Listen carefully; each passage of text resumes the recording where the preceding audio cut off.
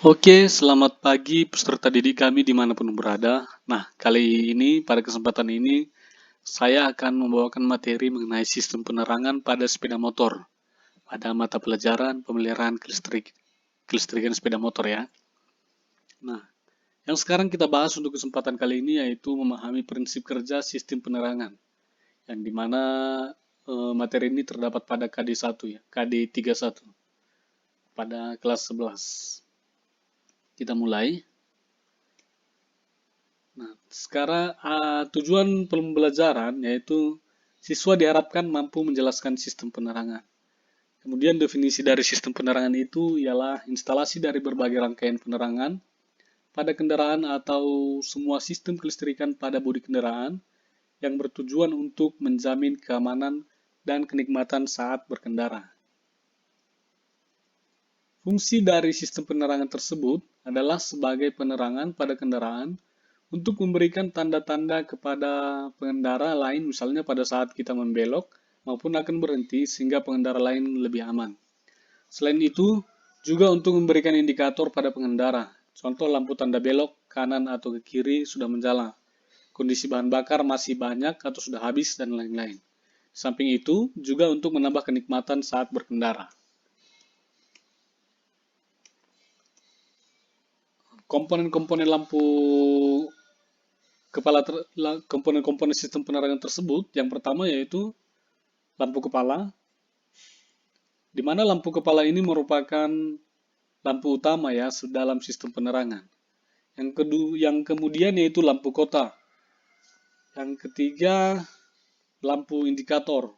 Nah, lampu indikator ini berisi informasi-informasi kepada pengendara. Contohnya ketika ini menyala, itu menandakan bahwa lampu sein kiri kita sedang menyala. Begitu juga dengan ini, berarti lampu jauh sedang menyala. Nah, kenapa lampu sein ini tidak masuk dalam kategori sistem penerangan? Nanti akan kita bahas selanjutnya. Karena ini sebenarnya adalah lampu sinyal sebenarnya, atau lampu tanda.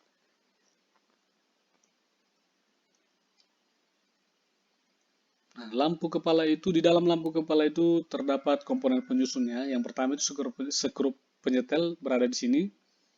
Kemudian reflektornya di sini. Dudukan lampu, ya. Kemudian bola lampu, lampu kota depan, kemudian penutup sinar dan kaca bias. Lampu kepala yang dimaksud adalah lampu penerangan utama pada sepeda motor yang bertugas sebagai penyedia cahaya berkapasitas besar. Nah, seperti yang saya bilang tadi bahwasanya lampu kepala itu merupakan lampu utama dalam sistem penerangan.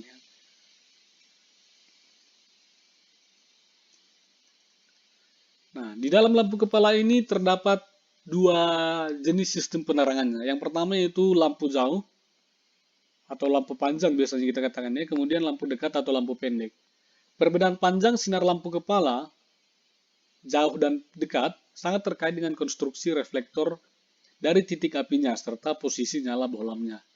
Adapun reflektor merupakan cermin cekung yang membentuk parabola, fungsinya untuk memantulkan sinar lampu pijar. Nah, jadi fungsi dari reflektor tersebut merupakan ini ya, ini dia. Untuk memantulkan sinar lampu pijar supaya sifat refleksi cukup baik, maka permukaan reflektor dilapisi dengan aluminium. Hal ini dilakukan dengan melapisi pada bidang parabola dengan aluminium atau krom melalui proses elektrolisasi. Sedangkan titik api adalah apabila sinar datang dari titik api, maka sinar akan dipantulkan sejajar sumbu utama reflektor. Supaya satu reflektor dapat digunakan untuk lampu jauh dan dekat, maka lampu kepala dibuat terdiri dari dua filamen yang dikonstruksikan secara khusus agar sinar masing-masing filamen lampu sinarnya dapat memantul dekat dan jauh. Nah, dari gambar ini, saya sedikit jelaskan. Nah, jika sinar datang dari sumbu A ini, dari titik mati A ini, maka akan dipantulkan sejajar dengan sumbu reflektor. Jika sinar datang dari sini, maka dia akan dipantulkan sejajar dengan sumbu reflektor. Nah, ini dia. Sinar datang dari sini dan akan langsung dipantulkan sejajar dengan reflektor. Supaya satu reflektor dapat digunakan untuk lampu jauh dan dekat, maka lampu kepala dibuat terdiri dari dua filamen. Ya, ini dari gambar ini kita ketahui hanya lampu satu jenis pencahayaan yang kita dapat dari sini, dari titik A ini ya. Nah, supaya satu reflektor dapat digunakan lampu jauh dan dekat, maka lampu kepala dibuat terdiri dari dua filamen yang dikonstruksikan secara khusus agar sinar masing-masing filamen lampu sinarnya dapat memantul jauh dan dekat. Nah, ini dia. Ini di dalam lampu ini ada dua filamen. Yang pertama yang berada di sini, ini titik apinya. Ini berada di ujung titik apinya, dan yang di gambar kedua ini berada tepat di titik apinya. Ini menandakan lampu dekat ya, karena pencahayaannya cenderung agak ke bawah. Nah, yang ini gambar lampu jauh, karena dia lebih cenderung sejajar dengan reflektor, sumbu reflektor. Nah, ini dia keterangan dari gambar yang pertama.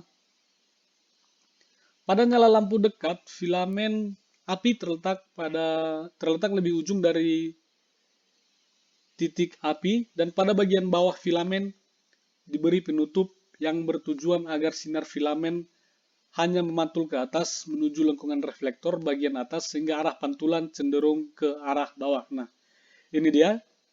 Ini titik matinya dan dia berada lebih ujung lampu, dan di bawah ini diberikan penutup supaya pencahayaannya atau sinarnya hanya memantul ke atas menuju lengkungan reflektor ini ya. Sehingga cahaya yang dihasilkan yaitu agak condong ke bawah. Kemudian gambar yang kedua ini, pada nyala lampu jauh, nyala filamen terletak tepat pada titik api reflektor. Nah, ini dia.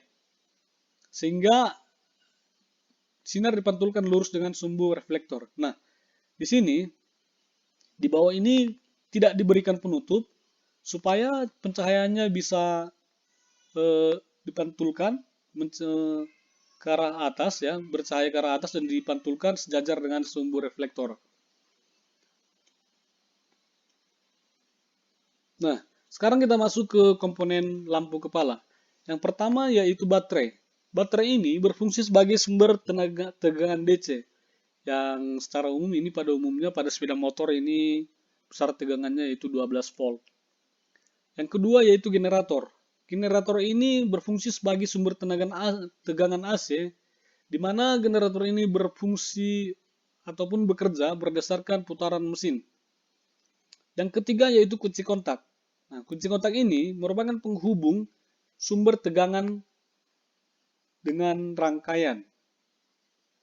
Yang ketiga yaitu saklar lampu kepala. Saklar lampu kepala ini merupakan penghubung arus utama untuk mengaktifkan rangkaian lampu kepala. Yang ketiga saklar dim. Saklar dim ini, yang kelima ya. Yang kelima saklar dim. Saklar dim ini yaitu saklar pemindah lampu jauh dan lampu dekat. Yang keenam lampu indikator jauh, di mana lampu indikator jauh ini merupakan tanda bahwa lampu jauh sedang menyala. Kemudian bola lampu. Nah, bola lampu ini merupakan komponen yang mengubah energi listrik jadi energi panas berupa cahaya, di mana cahaya tersebut yang digunakan untuk sistem penerangan utama pada sepeda motor. Nah, ini gambar rangkaiannya. Yang pertama, nomor 1 ini adalah baterai. Yang kedua ini sekring. Yang ketiga, kunci kontak. Dan yang keempat ini saklar lampu kepala. Yang kelima, saklar dim. Yang keenam, lampu kepala. Yang ketujuh, lampu kontrol jarak jauh. Ya. Yang ke-8 lampu kota depan, dan yang terakhir ini lampu kota belakang atau plat nomor. Nah, kemudian cara kerja rangkaiannya, ketika kunci kontak dihubungkan, maka arus mengalir dari baterai menuju saklar lampu kepala. Saat lampu kepala digerakkan sekali atau pada posisi satu, maksudnya saat saklar lampu kepala digerakkan sekali pada posisi satu, tuas saklar lampu kepala terhubung dengan lampu kota sehingga lampu kota bagian depan, belakang, dan lampu panel menyala dengan bersamaan karena terhubung secara paralel. Kemudian saat saklar lampu kepala digerakkan 2 kali, lampu kota tetap menyala. Tuas saklar lampu kepala berada pada posisi 2. Arus akan mengalir menuju saklar dim. Kemudian saklar dim akan mengalirkan arus untuk lampu dekat, jauh, sekaligus lampu kontrol jauh yang terhubung paralel dengan lampu jauh. Kemudian lampu kepala atau headlamp AC ya. Bagian-bagiannya yang pertama yaitu ini adalah kumparan pembangkit tegangan. Yang di DC tadi ini di sini baterai ya sebagai sumber tenaganya. Yang nomor 2 merupakan magnet permanen. Kemudian yang ketiga yaitu regulator tegangan. Regulator tegangan ini berfungsi untuk menjaga kestabilan tegangan yang masuk. Contohnya di dalam sepeda motor ini tegangan maksimal di dalam komponen penerangannya itu 12 maksimal. Nah, ketika terjadi over tegangan ataupun kelebihan tegangan, maka bola lampu bisa putus atau terjadi kerusakan pada rangkaian.